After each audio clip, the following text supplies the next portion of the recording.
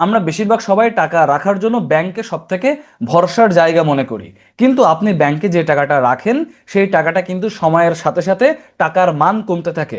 অর্থাৎ আপনি আজকে 1,000 টাকা দিয়ে যে জিনিস কিনতে পারবেন, এখান থেকে 10 বছর পরে গিয়ে 1,000 টাকা দিয়ে সেম জিনিস কিনতে পারবেন না। তাই আমাদের এমন জায়গাতে টাকা রাখা উচিত যেখানে টাকা রাখলে আমাদের টাকার মান কমবে না, বরং টাকার মান ধীরে ধীরে বৃদ্ধি পাবে। তো এমন কোথায় কোথায় আপনি টাকা রাখতে পারেন? তিনটা জায়গাতে আপনি টাকা রাখতে পারেন। প্রথমত, আপনি গোল্ডে ইনভেস্ট করতে পারেন।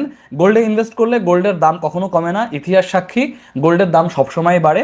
দ্বিতীয়ত, আপনি জমি কিনতে পারেন, কেননা জমির দামও আপনি খেয়াল করে দেখবেন জমির দামও কখনো কমে না, জমির দামও সময়ের সাথে সাথে সবসময় বাড়তে থাকে। আর তৃতীয়ত, আপনি নিজের স্কিল ডেভেলপমেন্টের পিছনে ইনভেস্ট করতে পারেন। আপনার নিজের স্কিল এমন একটা জিনিস যেটা আপনি কখনোই আপনার থেকে কেউ কখনো কেড়ে নিতে পারবে না। আপনার স্বর্ণ চুরি হতে পারে, জমি অন্য কেউ দখল করে নিতে পারে, কিন্তু আপনার স্কিল যদি থাকে আপনি সবসময় সেই স্কিলটাকে প্রপারলি ব্যবহার করে নতুন কিছু তৈরি করতে পারবেন। তাই টাকা ব্যাংকে না রেখে এই তিনটা বিষয়ের উপর ইনভেস্ট করুন।